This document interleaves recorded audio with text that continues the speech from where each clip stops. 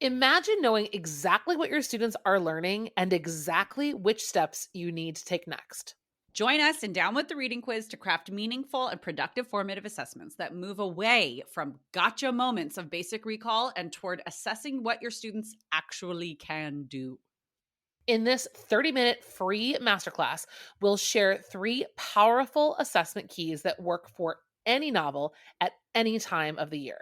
Head to shop.bravenewteaching.com/masterclass to sign up, and we'll also send you a free workbook to keep track of all your notes. Once again, that's shop.bravenewteaching.com/masterclass to nail formative assessments forever. Hey, Amanda. Hey, Marie. What are you up to later? Want to join me for happy hour?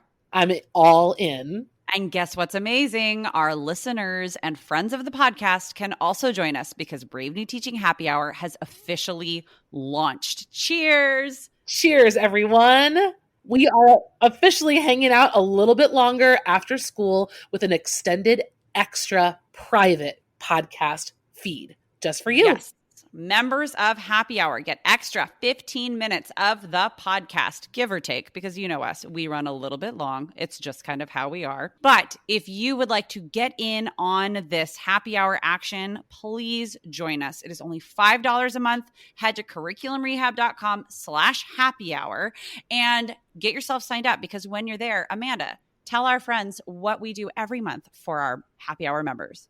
I think my favorite part is coming up with a new free resource for our listeners every month. And then we pretty much break down that resource and how to use it. We also like to have guests on to do extended episodes and even Q&A that's just for you about that resource. It's really exclusive and super private just for you.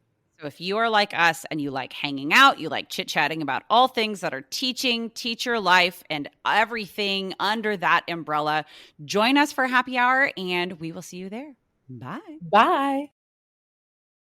Well, hello, everybody, and welcome back to Brave New Teaching. This week's episode actually comes out of a listener request. We got a request on Instagram, I believe it was, from a newer teacher asking us if we would go over some classroom management strategies, like the basics, just where to even start, like coming out of the gate as a teacher. And so Amanda and I put our heads together and we said, you know what, we can streamline this and talk about the absolute essential strategies. We have 4 for you today for how to streamline your classroom management. Obviously, this isn't going to cover all avenues, so we'll be doing some later episodes, I'm sure, on classroom and behavior management, but this is a place where these are our go-tos. If we haven't set the scene for classroom management with these 4 strategies, this is where to start, and then move on to anything and everything else. Hello, my friend. Hey, everybody. Hi, Marie. It's so good to be here. I love this topic. I do too. And it used to make me so stressed, sweaty, nervous when I was first starting out as a teacher, because my classroom management depended completely on my personality when I was first starting out as a teacher. And you are nodding your head. And I know that many people who have been teaching for more than a minute are nodding their heads going, yes, that's exhausting. Hard. When you rely on yourself and your energy and your personality and your rapport with students almost solely for classroom management and behavior management, it is a recipe for burnout by month 3. It is so draining. I talked to you as a little bit about some of my horror stories on our wins and fails episode. And I just think about so many of my fails are related to this topic. And I feel like as much as we're going to talk to you guys today, you have to remember in the back of your mind that all of us who speak about it now, we had to live it in all of the most painful ways in those early days too. So living through it is part of the game. It will teach you things about yourself. It'll teach you things about your school, like who's going to back you up and who's not, and how on your own you really are. And that's okay. So please know that all of this comes from, this is what, year 13 and $1.5 million or something for me, and 14.5 million for Marie. Uh-huh. It's about approximately. Roughly. Because teaching years are like dog years, there's no way that actually explains how long it feels like I've been doing this job. It's kind of exponential. I know.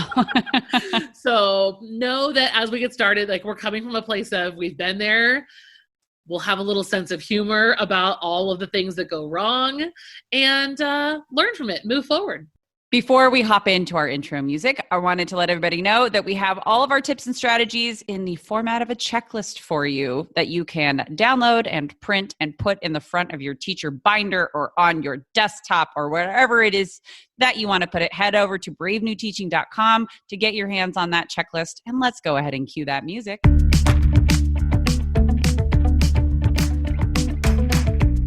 You're listening to Brave New Teaching, a podcast for educators challenging the status quo. I'm Amanda, and I'm a high school English teacher in Illinois. And I'm Marie, and I'm also a high school English teacher in Southern California. We're so glad you're here. Enjoy the show.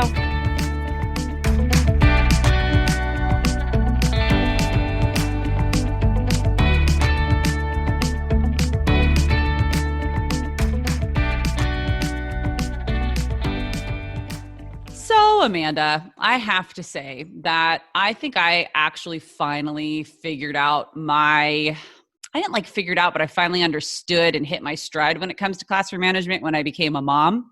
And that doesn't mean that everybody has to be a parent to understand and to feel classroom management. But for me, I think it's simply because I didn't have more energy to give. So therefore I had to learn these strategies the right way. And it forced me, because I was running on 3 hours of sleep a night as a new parent and trying to muscle my way through using my very rough at that point personality as a classroom management tool and strategy was just not an option. So I had to develop these strategies, and it was the things people have been telling me for years that I finally was like, oh, I get it now.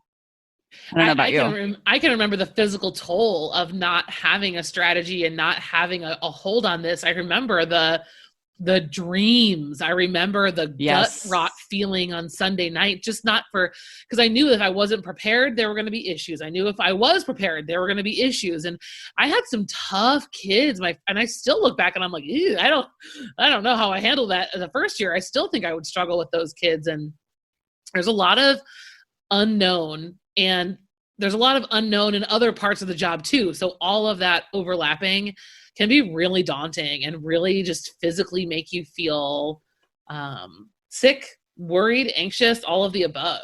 Well, and the fact of the matter is kids are kids. I know I say that on here all the time, but kids are kids and they are human. And by nature, they're going to push the envelope, right? Not everybody, but for the most part, that's what we do. And so without things put into place, it becomes really hard as the teacher to be able to manage all of those energies and personalities. And we've got some really good strategies that you can use today and start implementing in your classroom to move forward and find your own energy and find the love for working with students that very well could be dwindling a little bit if classroom management is something that's draining your life force. I'm also going to link for you guys in the show notes a copy of, we did a really awesome interview this summer with Dr. Anindya Kundu, and he talks about this idea of student agency and does a really nice job in his book of helping teachers separate behaviors from reactions to lack of structure in their lives. There's a lot of things that are going to kind of exist in the background of this conversation that have to do with knowing your students, where they come from, and their home situations.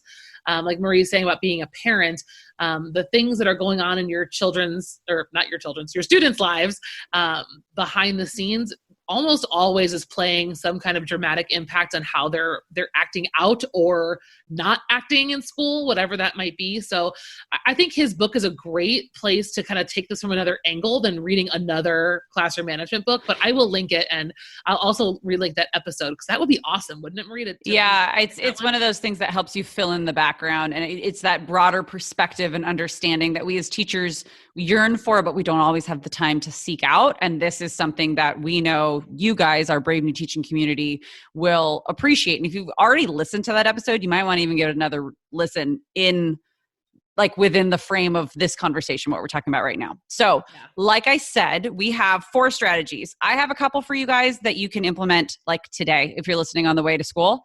And then Amanda has some that are a little bit more like infrastructure that can still help you tomorrow and next week. So my first strategy is to use volume strategically. My strategy is to be strategic, to use volume in a way that works for you, whether that's volume of your own voice, and I'll explain, whether that's volume of music and background, like ambient noise in the room, whether that's, this is not going to quite connect, but volume of like light and darkness. Okay, that one didn't work, but you know what I mean. So when I know I'm losing my students a little bit and I'm explaining something, I'm giving instruction, I'm whatever, I have a very naturally loud voice. I will purposefully bring down the volume of my voice in increments as I'm talking to my students, and I'll bring it down. And I'll kind of slow down a little bit too. And it's the craziest thing. It happens every single time. You'll see the kids lean forward. Little side conversations start to like end because they realize that no one else in the room is talking. Like my loud voice isn't drowning out their whispers anymore. And so they have to turn and face forward because everyone can hear them. And just bringing down the teacher volume of the voice really impacts attention. And it brings everybody in and it allows us to all hear it the first time, to be able to be on one page all together and move forward. And that's like when somebody's like, what's your number one classroom management strategy? And I'm like, volume. Sometimes if kids are doing work, I'll be playing music in the background. I'll gradually turn the music up while kids are talking to each other. And then I'll suddenly stop the music. And that change without me having to say, okay, everybody come back. It's the equivalent of like teachers that use a doorbell in their room, right? But with a group of 40 teenagers, you can't hear the doorbell, but you could hear classical music suddenly end. That was like at like 75% volume. So those are just 2 like really easy strategies that get attention really fast and just kind of bring a whole group together. And that's when my class unravels, is normally when we are transitioning between spaces. And it's normally between me giving instructions and them doing group work, and group work coming back to center with everybody as one. So that is my first big tip. So I'll piggyback on yours, and I'll talk a little bit about one that I think people feel about this one, that they can't do it if they miss their window at the beginning of the year, but I would say you're wrong. So my classroom management tip is all about routine. I think routines can solve a lot of classroom management issues that come up that maybe you didn't anticipate at the beginning of the year, or maybe that you have never seen to be a problem before. So a classroom routine can be something as simple as what you're noticing at the beginning of your class period is that all of the kids are talking to each other, to themselves, to, they're listening to music. They're not ready when the bell rings, and they're not ready to go. And so in that case, I would suggest create a beginning of class routine. So and it can be whatever you want. I mean, anything. You can have it silent. You can say, we have the first 5 seconds to kind of, like Marie said, slowly kind of go from 100 to 0. You could do a countdown. I don't know. Do you want all of their attention on you? Do you want all of their attention on a screen in a notebook? Do you want music as the only sound? Do you want headphones in? I mean, this is what's kind of cool about routine, is it's yours. You design it to solve the problem that you're facing. But then what you have to do is be patient, because you have to train your children like you would train a puppy to go to the bathroom outside. Or a child to go to the bathroom in the right place. I mean, to go back to some earlier episodes. So true. And they're going to have setbacks, but you being firm in a routine will eventually help to mitigate that problem. And if it doesn't fully mitigate it, what it will do is help you narrow down who the problem surrounds. Yeah. And who needs your attention? Who needs your attention? And it's that baby right over there. Yeah. Yes. Which baby needs you? So that will really help in general. So even those of you teachers who are thinking like, I'm not really a very structured person, you don't have to have your entire class period routined out. You don't have to do that. But that's exhausting in its own way. Yeah. Yeah. Like my go-to routines are start of class, end of class. And when we're in the building, like I usually have a routine or at least a system for how we get to small groups. Like if we're going to transition, I have transition types of routines that are really mostly just about volume. But my start of class, end of class routines are unforgivingly rigid. And that's because those are the 2 times of the period where I'm the most stressed out. And I have always been told administrators are always the most eagle eye on those when they're doing observations. So that's kind of carried over from those early days of teaching in fear. But at the beginning of the hour I have bell work, and I want them to be working on the bell work, and I want it to be done individually and silently so that I can do logistical kinds of things. I can take attendance. I can finish a conversation with a student from the previous class period. I can check in with a co-teacher. I can send an email to someone that urgently needs to hear from me. Like, I need to know my students are self-sufficiently and silently doing something for the first 5 to 7 minutes without me needing to lead it. So I've created a bell work routine that allows me to do that. And oh my gosh, finally you hit the sweet spot and you're like, yeah. Well, and I was one of those teachers that said to I was like, I'm just not that structured. I just don't really need that. And I mean, we're talking a decade into my career. I was like, oh, it's fine. At the beginning of class, they know what to do. I'll just get their attention. Then I spent a couple years as an itinerant teacher. So I wasn't quite 10 years in. The math doesn't work out here, guys, but you catch what I mean. I was an itinerant teacher in transitional kindergarten, so like pre-K through 5th grade classes. That's a podcast, a story for another day, that whole experience. But I saw 5-year-olds coming into a classroom and knowing exactly what to do on their own. And I was like, I'm a fool. I teach seniors in high school, and they come in like screaming like banshees and just like throwing their stuff around. And I'm like, oh, I'm embarrassed at my own lack of structure. Once I implemented a beginning of class routine, and it doesn't have to be super elaborate either. It's just like, this is what's going on at the beginning of class. The thing that always used to get me is the end of class, the packing up before it's time. Oh, no. And like, I know. No. I'm not one of those, the bell doesn't excuse you. I do. No, the bell excuses you. Kindly leave. Mommy loves you. Make good choices. Get out. But stop packing up while I'm still giving you instructions that you need to write down. The zippers. You little ding-dongs. I'm still giving you the things you need. If you email me tonight asking me what I said at the end of class, I'm going to have an aneurysm. So putting into place an end of class routine where we all know what to do. And like, I've seen avid classes do like the 1, 2, 3, like a power whoosh or whatever. Like, you could do team building kind of things, or just know exactly how and when to do stuff. It simplifies, and it makes your own heart palpitations like ease quite a bit. Do you want to hear my really fancy end of class routine? Yes. So I told my students, I said, there's 2 things we're going to do. You pack up your things when I say it's time to pack up. You guys ready for my book deal? I mean, that's kind of it. And minds were blown across America. If I hear a zipper before I say it's time to pack up, I would keep them. And I would keep them after the bell. And not long, guys. It doesn't have to be long. It has to just be long enough that Sarah misses her check-in with Johnny down the hallway. Right? Just enough to interrupt whoever there it is that they're going to bump into in the hallway afterwards. Seconds, I would keep them after. And they very quickly, they want to go. It's not that they want to ditch their education and leave you. It's that they want to see their friends. And so it was, okay, when I say it's time to pack up your things, you can pack up. And the only other rule is that they have to have cheeks and chairs. See, chairs. We do. I don't want them lining up. No, I don't want them lining up at the door. And I tell them, quite frankly, it's because I'm a spaz. And if we have an emergency at the end of class and you're all lined up at the door, I have no power to protect you. Yeah.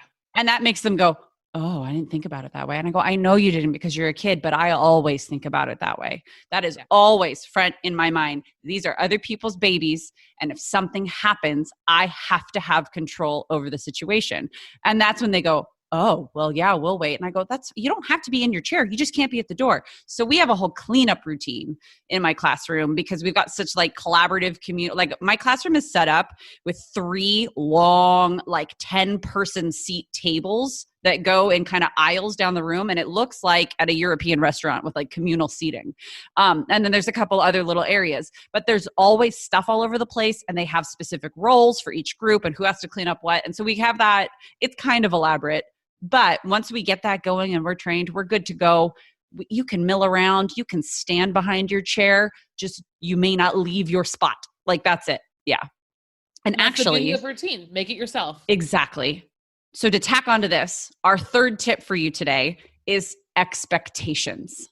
Expectations, make them clear and use them consistently. Expectations regarding behavior, expectations regarding what happens on an assignment, expectations for everything need to be extremely, ridiculously clear, and they have to be consistently implemented and upheld. Like, I don't even think we have to explain that anymore. The classroom management shift that you will see if you look at your expectations and you lay them out as plainly as you can and you keep them as consistent as is humanly possible, things will be like night and day with behavior management. And you repeat them. They're repeated. We're about to do small group work. The expectation is yes. We're about to do this activity. The expectation is this. Just as whenever we do reading in class, this is what we are expecting to see. Exactly. It's the repetition and it's posted up all over the classroom. It is posted online. It is written on their written assignment. It is verbally given. It's not overkill. It's just helping alleviate their anxiety of knowing what they're supposed to do. Because a lot of times I find kids spaz out and have behavior problems when they don't know what to do. So in the business world, guys, when we send out emails, Marie and I, we talk about this thing called conversion rate and open rates. So there's a percentage of you guys who open your emails every time we send it and a percentage of you who don't. Our students are kind of like that. Like we send out messages all the time, but only a certain percentage of them are opening up the email. Every time. Yeah. They're missing 70% of those verbal emails that we're sending with expectations. So true. And so don't feel like you do feel like you're repeating yourself, but they're only hearing it so many times out of all the times that you say it. And if they hear it every time, then they're going to know exactly what to do. Like that kid is going to be so prepared. I remember feeling really vulnerable and kind of embarrassed about this in my earlier years of teaching. And I when I finally got the courage up to ask one of my friend teachers to come in and watch me teach, I just asked her to watch for just this thing. And I said, listen, I don't really know if I'm being clear about my expectations. And can you come just watch a class and tell me? And it wasn't an observation. It wasn't my boss. It was just one of my friends that I trusted, who maybe she didn't really know either. I think we were probably both pretty new at the time. But that was super helpful because she was able to tell me right away after that period, here's where I totally was clear and here's where it was a little bit unclear exactly what she wanted us to do. And it was just that. It was just about expectations. It wasn't about, being observed as a very vulnerable thing to do. Sure. But when you know exactly what it is you want someone to look for, that really helps, I think, the conversation afterwards, and it will definitely make you better. Oh, yeah. And I mean, after the fact, when she was saying, hey, here's where I got confused, did you feel like a terrible teacher, Amanda? No, you got to fix it. You had to fix the problem and then go, oh, well, that makes a lot of sense, right? Yeah. And it's intimidating. It's when you're used to being with kids, no matter how old or young they are, there's just a different energy that happens when there are adults around. And Amanda and I also speak from the perspective of we have co-teachers in our classrooms who are our colleagues and our friends, and we teach together, and she and I bounce ideas off each other all the time. And we know that's not common practice everywhere, but you can make it your own practice. Like it's as scary as it sounds, but it's not detrimental. Like it's not bad for you. It's really good. Yeah. It is good. And it made it actually easier to have those conversations with my boss when it was observation time, because I could say, I've been working on X, Y, and Z. I've had this person come watch me. I've been in conversation. It really did help, but it took a few years before I was ready to ask for it. Because there's a for help. There's a certain amount too of just like confidence building to say, okay, if there's something that I'm doing that could be done better, it doesn't make me a bad teacher. It doesn't make me bad at my job, or this imposter syndrome that has come into place. Like, I feel like that's also a podcast for another day. We could go into a whole imposter syndrome as teachers and like not wanting to be wrong thing. But Amanda has pretty much our like biggest overall tip. And this really does have to do with infrastructure. And this is not going to come to us as a surprise, as those of you who have been with us since the beginning of this podcast. So here it is, ladies and gentlemen. This is bigger than a tip, but this is a shift in the way you think about your classroom, the way you think about your curriculum. Tip number 4 is step back and look at what you're teaching and why. Okay, go. So episode over. Yeah. I'll break that down a little bit. So one of the things, I'm going to give a very specific example right now from what we're working on in the beginning of fall 2020. So in my regular junior class, it is a co-taught class. So that means I have gen ed kids. I have some students with IEPs for various different things, 504s, you name it. And we are reading the novel A Thousand Splendid Suns. And our unit is framed with the essential question, why do relationships matter? The skill focus of our unit is on literary analysis. And so here's where the classroom management piece comes in. When you get to this spot where we are is about halfway through the novel and also about halfway through the unit, kids start to drop off. They start to misbehave. They start to not follow through on the things that were happening in the honeymoon beginning activities, because now they need to actually do some of the work. And so one of the things I've noticed in person when observing other people, and even I look at in myself right now, is one, what is the skill focus of this unit? So when I look at this unit, I think, okay, literary analysis is the focus and is the assessment in this unit. So if kids are falling behind in the reading, does that impact their ability to do close reading and their ability to do the skills that we're working on? Not necessarily. I mean, in the novel itself, sure, but overall, not really. And the essential question is all about relationships. So there are a lot of things we're doing outside of the novel itself. And so with all that said, I think a lot about pacing. Teachers, I know, want to slow down, add time, do more, spoon feed more, offer an entire 2 or 3 extra days of reading out loud in class, and kind of just halt the progress because kids are behind on the reading. And I just would urge you to think about the classroom management nightmares that might create, because now you've slowed down for the students who are behind. The kids who were on track are now waiting. So you've kind of created this perfect storm for everyone to be really not in the same place. And so I really think getting a hold on pacing and reminding kids that this is about more than just the pages in the story, at least if you're an English teacher. I know we have other people who are not teaching English. I think keeping the pace going, keep moving is such a dramatic classroom management savior. Every time I slowed down, I regretted it. Every single time. It's using pacing for engagement, right? It's like Totally. keeping it going, because I was definitely that kid who had all the reading done and then we would stop to wait for everybody else. Well, guess what I'm going to do? I'm going to talk to everybody around me. Everybody around me is the people who haven't read yet. So it's like everything just like blows up all over the place.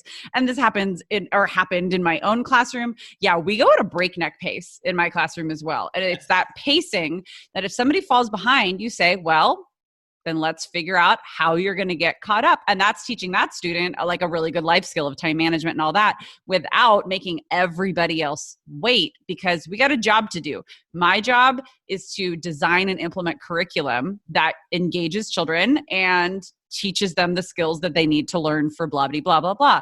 Their job is to engage.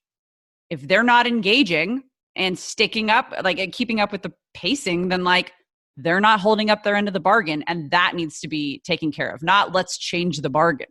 No. Right. So listening to this, you're thinking, well, but okay, I've been well and I've been but. Totally. I know that because what you're thinking is I need to be flexible for my students' needs. I need to accommodate for my students. Okay, yes, but there's a different way to do it. So what Marie and I are talking about is because we're able to get through more, we are providing more opportunities for students to engage with different things. If I slow down and add an additional week of SUNS to my semester, I now have one less week in 2 other units that are going to completely explore other things, other skills, and other books. And so you've got to remember to zoom out. And if you have a semester where you're spending, I spent 12 weeks one year in a dystopia unit, 12 weeks. And I couldn't figure out why everyone was misbehaving and why they were so bored.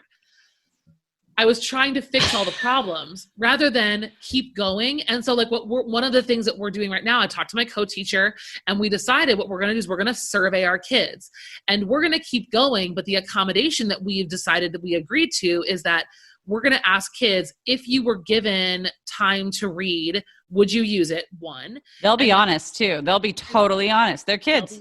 Honest. And the kids that say yes, what we're going to do is give them individually what they need by pushing back the quiz date for that person. That's perfect. Right? So now like the pace stays the same. We keep rolling. Those individual students who need it will have a couple extra days to do the reading and will be quizzed at a later date.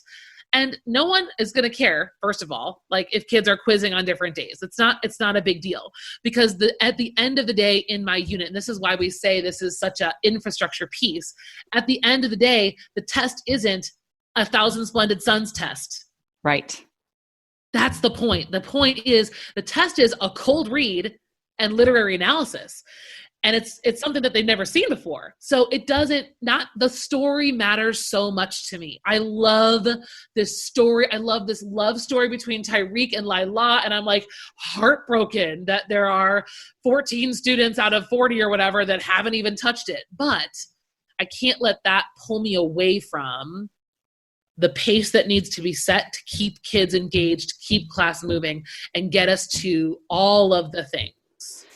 And the reason that this isn't surprising many of you, that this is like our biggest tip, curriculum, pacing, keeping kids engaged, having the big picture in mind, is because we are so fully committed to everything that we've taught in our curriculum rehab course. And those of you who have taken the course and started that little journey with us, you know what we're talking about. You know that we're talking about inquiry-driven instruction and inquiry-driven curriculum where students are required to engage and explore in order to learn. It's all the things we're talking about here, and keeping up that pace where students can actually keep engaging and keep biting off more and keep going and going and going. But then the kids that really truly do need the help. I've said this here before. I teach a couple of classes that are special ed collabs. Like I collaborate with a special ed credentialed teacher. I'm the general ed credentialed teacher, and we have a high percentage of students with 504s and IEPs in our classes that are all in the general ed setting.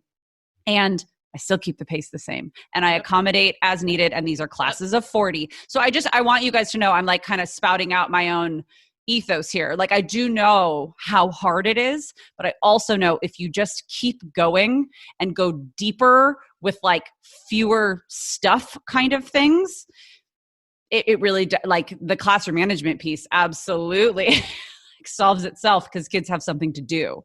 Yes. Modify assignments, drop assignments, amend deadlines for kids who need it. But keeping the majority at a pace that's moving will end up keeping, your expectations high. Yep. It'll keep your routines in place. It'll hold all of that together. And at the end of the year, when you look back at the big picture, that's what you've got to remember. It's so easy for us English teachers, especially, to get bogged down in the second third of a novel study, right? Like that's where it happens, is that we all of a sudden are like, oh my gosh, there's so much to talk about. But like, we have to remember that there's more to English than the books that we teach. There's so much critical thinking and speaking and writing to be done that is separate from that. And some of that is what those kids who are struggling with reading are really good at. And so just remember the balance is going to help in the long run. I know we're preaching to the choir because you guys, pacing takes time to practice. Like, you're not going to get it. That's why this is not a classroom management strategy you can implement tomorrow. It takes time. It takes time to get it, because some of you may have been handed your courses 3 days before school starts. So how do you know how long anything's going to take? So just remember, like, we're here for you. We've got this course ready for you when you're ready for it. Or you can just keep listening and figure it all out. But we get it. We totally get it. Yeah. And that's truly why we so fiercely believe in the strategies that we put forward in, like, planning and having the big picture and having a whole map put out. And you guys are going to hear us talk about it a lot because we love it. And it has changed the way that we both teach. It has changed the way that quite a few other teachers teach now that we've started this whole journey. So hopefully you can take at least those first 3 tips that we gave you, and like volume, routines, and expectations. You can use those today. You can implement those tomorrow and start looking at the big picture and the engagement and curriculum piece and that infrastructure when you can, because that's going to be the biggest game changer, is that engagement and keeping everybody going. So, and if this is sounding like something that you really are kind of ready to take on, we plan to reopen curriculum rehab for you guys at a point where you'll be able to work on this over winter break, which is where I do a lot of my reflection and redirecting where I want things to go for the next semester. So keep an eye out on our show notes and our Instagram for announcements, but we plan to reopen it very soon, and we'd love for you guys to join the course and take that time for yourself, because at the end of the day, this is a very backwards way of saying it, but this is self-care for the long term. Because it is. Well, changes things. Teaching is not for the faint of heart. It is for people who are committed. It is something that will give you so much back, but it also has the potential to take and drain a lot. And so it just takes kind of learning your own methods and how you want to do things so that teaching fills you up more than it drains you. And once you have those scales in that kind of a balance, then it's really a fulfilling career. I do want to point out, head to bravenewteaching.com, pick up our checklist of these strategies. It's just something to like keep in your binder or on the wall next to your desk to help you keep those things in mind. Sometimes just seeing things repeatedly will help us implement strategies that we know are good for us that we kind of forget about. You can also get yourself on the wait list for curriculum rehab so that you can hear updates in your email as quickly as possible right when we send them out. And check out our show notes for this one, and the other episode that we mentioned earlier will be linked right there as well. We hope you all have a wonderful day. Thank you for joining us today. We look forward to connecting with you on Instagram and all the other places. If you have a moment, please leave us a review and a rating on iTunes so that other teachers can join our Brave New Teaching community and we can just kind of be together and work smarter, not harder. You know what I mean? With that, friends, we will bid you adieu. Thank you for joining us, and we will see you next time.